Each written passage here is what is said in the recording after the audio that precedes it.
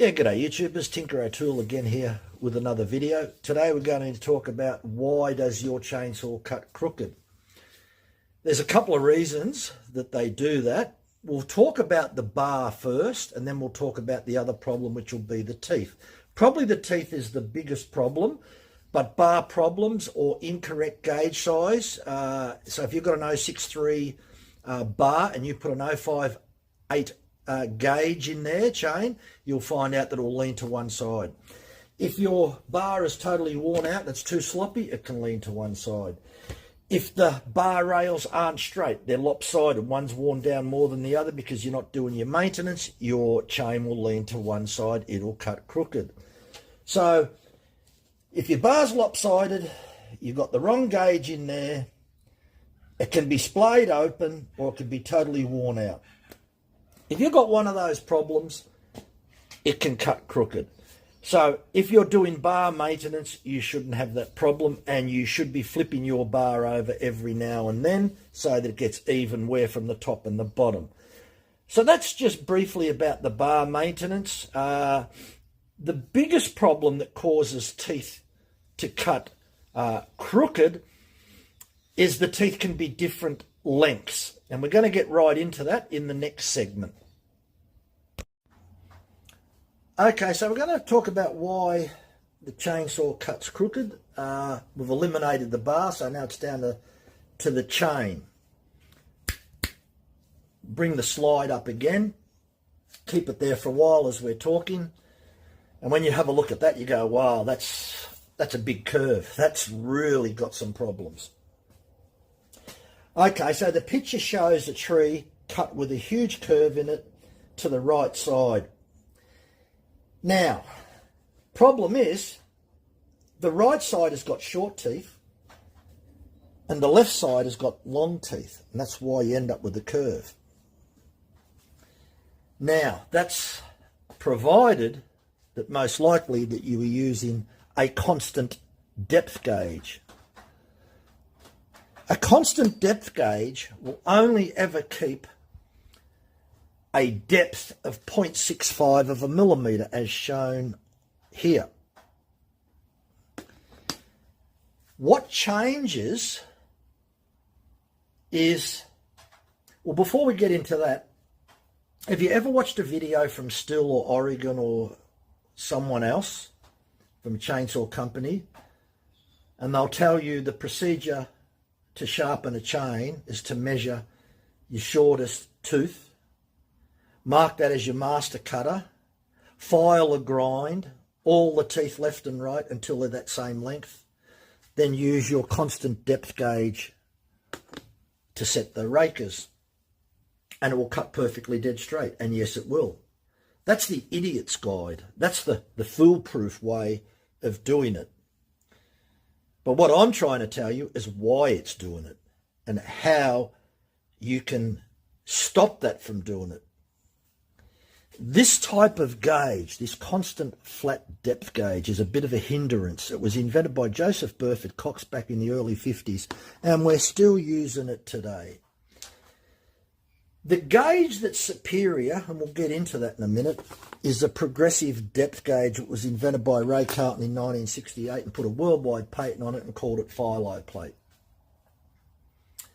So if we go back to our picture up here, and you look at the curve, and we look at the right tooth, and it says that they're shorter, and we look at the left-hand side and says that the teeth are longer. And that's the reason why it's cutting crooked. Because the long teeth have got the same depth, 0.65 of a millimetre, and the long and the short teeth, irrespective of whether they're long or they're short or they're mixed, or whether the left's got short, long ones, they're all over the place. Let's just say they're everywhere. They're all got the same depth, and that's the problem. That's why in the videos from Stihl or Oregon, they tell you to keep them all the same length. And then use the raker gauge, the constant depth gauge, to set the depth, and it will cut straight. The problem is, so here's the problem. We turned around and said that the left side has got larger teeth and the right side's got smaller teeth, and that's why it cuts crooked. It cuts crooked because the attack angle is different. When you've got shorter teeth and you use a constant depth gauge, it sets a depth of 0.65 of a millimetre. This attack angle at brand new is around about low fives, 5.2, 5.3 degrees. If you use that constant depth gauge, this attack angle will diminish and probably end up to about 3 degrees by the time you get to the end of the life. An attack angle of 3 degrees is not going to cut anywhere as good as an attack angle of 5 or 5.3. So can you actually see now that if your teeth are shorter, you end up with a lower degree attack angle. If your teeth are longer, your attack angle is higher and it's more aggressive. So what happens when we look at the picture and you see that big, huge curve? The inner curve, which is the right-hand side, has an attack angle below probably 4. And it's not biting into the timber as much as the left side. The left side teeth are longer, so they're taking a bigger bite. And that's obvious if you're using one of the standard constant flat gauges, whether it's made by Oregon or Stihl or whoever make them. Those constant flat gauges only ever set the raker level at 0.65 of a millimetre. They do not keep a constant attack angle. A progressive depth gauge, irrespective of whether the tooth is 10 millimetres long, 8 millimetres long, 3 millimetres long, which is at end of life, will keep the same attack angle from the very start of being brand new to the end of the life. It doesn't matter if the left teeth are longer than the right teeth or vice versa, or they're all over the place. If each tooth, the raker is adjusted with the same attack angle, it means that every single tooth, irrespective of whether it's left or right, will take the same amount of a chip out of the log, and the next tooth and the next tooth. So by having the same attack angle, irrespective of the length of the tooth, it's taken the same bite. That's the problem, and that's how to fix it. So it's quite easy to solve this problem using a progressive depth gauge that will give your teeth a uniform attack angle, and your problem solved. Ray Carlton come up with this idea in 1968. Now, all the professionals are using it, all the professionals are aware of it, but the home user is probably not aware of it, and they still sell these constant flat gauges, which is a bit of a shame. Now, your teeth have to be out quite a fair bit for it to cut crooked as that picture. I've never seen anything as bad as that, so I don't even know whether someone deliberately ground their teeth down to really show that as an example. That's the worst I've ever seen.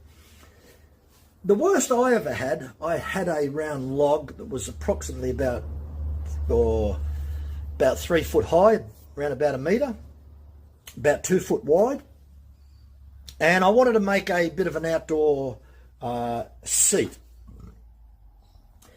So I started cutting this log. It was sitting vertical. My first cut was fine, dead straight. Chain had gone blunt by then because I'd been using it to cut logs during the day, and I used the same chain to cut. It got blunt, I swapped it over. Started cutting, I get about halfway and it started going to the right, curved. I thought, something's wrong here. And I just thought it was me personally. I just thought, oh shit, I stuffed up there. Wasn't me at all, it was the chain. Because back in those days, going back over 30 years ago, I didn't even know how to file a chain properly. I didn't know anything about setting the rakers. I was just, inexperienced and made many mistakes. So the lesson here is don't use those constant flat gauges. If you want your teeth to cut perfectly dead straight, Sharpen the teeth, whether you're doing it by grinder or file. Don't ever measure them, and use a progressive depth gauge, and it'll cut perfectly dead straight. Many videos of on the internet. You can check Buck and Billy Ray. He done a video where he deliberately filed them all different lengths, and he shows you, and it cuts perfectly dead straight, and he was using the Husqvarna progressive depth gauge. If you can't get the Stihl progressive depth gauge, there's a Husqvarna, as I just mentioned, and there's also West Coast saws. Now, when you buy these progressive depth gauges, you have to buy the progressive depth gauge for your chain. So if you've got 1/4 inch chain, you need a 1/4 inch progressive depth gauge, and so on through the whole chain range. 1/4 inch, 3/8 low profile, 0.325, standard 3/8 and 404. So they all come in those different sizes. The way that the progressive depth gauge works is it sits on one tooth. The raker protrudes through the little window. As the tooth is filed down, more of the raker protrudes through the window. So by the time that you get to the end of the life of the chain, you're not filing down, or your gap is not 0.65 of a millimetre as it is on a constant depth gauge. It's about 1.2 millimetres, almost double. And you'll find out the chain cut's fantastic, even when it gets down to end of life, if you use a progressive depth gauge. Now, unfortunately, when Ray Carlton invented the progressive depth gauge back in 1968 and put a worldwide patent on it, when his company got brought by Blount, which also owns Oregon, they discontinued the Philo plate. I'm sort of thinking one of the reasons that the chainsaw companies may be doing this is because if your chains last to the end of life, you're going to be buying less chains. So it's probably not in their interest that they really publicise and advertise that the progressive depth gauge is superior. Because if everybody starts using the progressive depth gauge, they're going to sell less chains because the chains are going to last much longer. How many people file or grind their chain down to halfway and they're using these constant depth gauges and say, oh, the chain's not cutting good, oh, it's no good, I'll get another one. They're going to sell more sales. That's my thinking of why that's happening, because I can tell you right now the progressive depth gauge is superior to the constant depth gauge. Anyway, that is the reason why it cuts crooked. Okay, so just to briefly recap, put that picture back up there with the curve on there so we can all see it again. And when we look at that, and you see that big curve, whether it's going left or right, but in this example, we're going to use this one. The inside curve, which is the right-hand side, has small cutters. The outside of the curve, which is the left hand, has larger cutters. The reason that it's cutting on a curve is because the smaller teeth on the inside of the curve have a smaller attack angle and can't bite as much timber. And it's the attack angle that bites into the timber. And it's the raker gauge tool that actually sets the height, which will set a attack angle, but unfortunately, when the tooth wears down with this type of flat constant depth gauge, the attack angle will diminish and can even get below 3.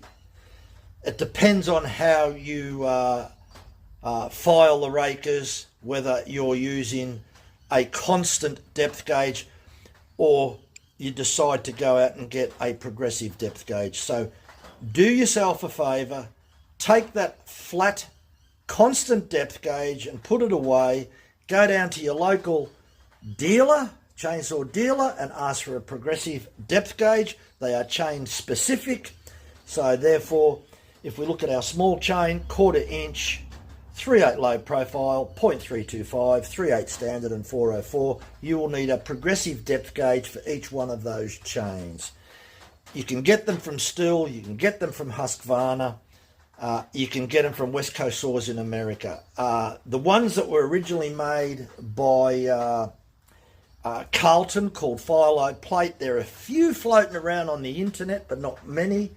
So, yeah, do yourself a favour. Start using those progressive depth gauges and you'll see major improvements in your cutting, and you won't have to worry about cutting your chain cutting to the left and the right unless it's a bar related issue.